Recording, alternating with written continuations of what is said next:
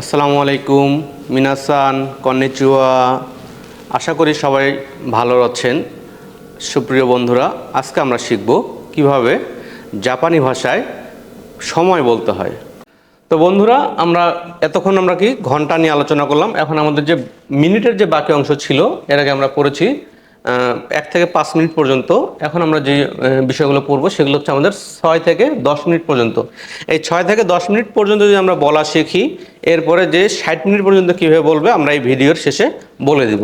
তো আমরা এখানে যে বিষয়টা আসবে, রোপুন 6 মিনিটকে আমরা বলবো রোপুন 6 মিনিট। হ্যাঁ, এরপরে আমাদের নানা ফোন 7 মিনিট, 7 মিনিটকে আমরা বলবো নানা ফোন। যেটা আমরা ঘন্টা বলার সময় বলেছিলাম যে ঘন্টার দিকে আমরা যখন বলেছি তখন কি আমাদের এটা হয়েছিল শিচিজি 7 o'clock।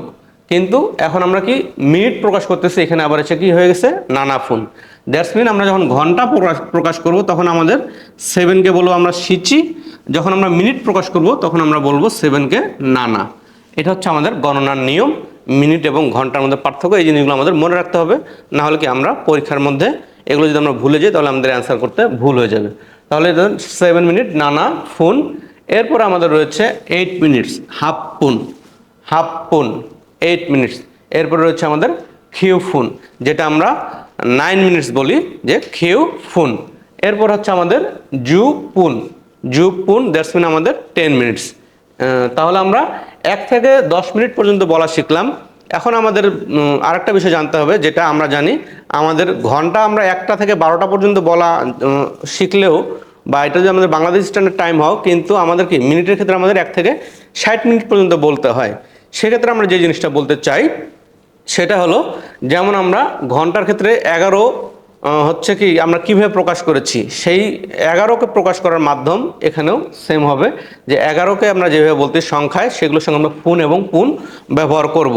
তো ফুন কোনটার সঙ্গে ব্যবহার করব এবং পুন কোনগুলোর সঙ্গে ব্যবহার করব, সেই জিনিসটা যদি আমরা আরেকটু দেখি, তা আমরা বলেছিলাম 2, 5, 7, 9 এগুলোর সাথে আমাদের হবে কি ফুন, ফুন, এবং বাকি যা আছে সবগুলো আমাদের কি হবে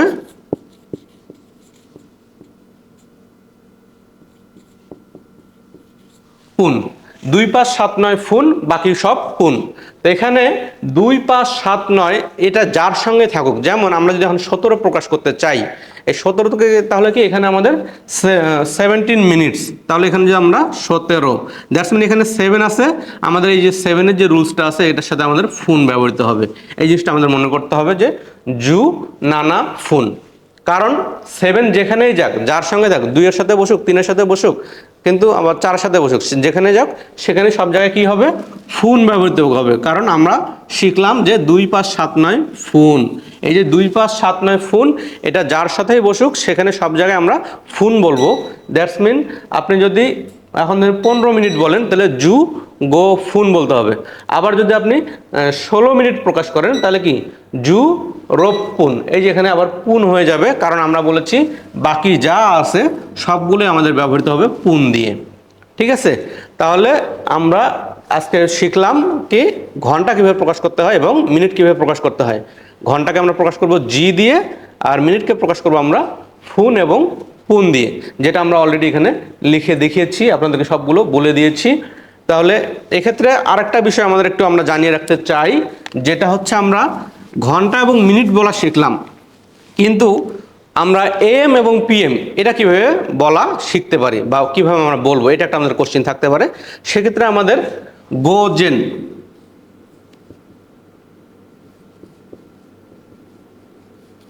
গোজেন দ্যাটস মিন এএম, আর গো গো এটা আমাদের হচ্ছে পিএম।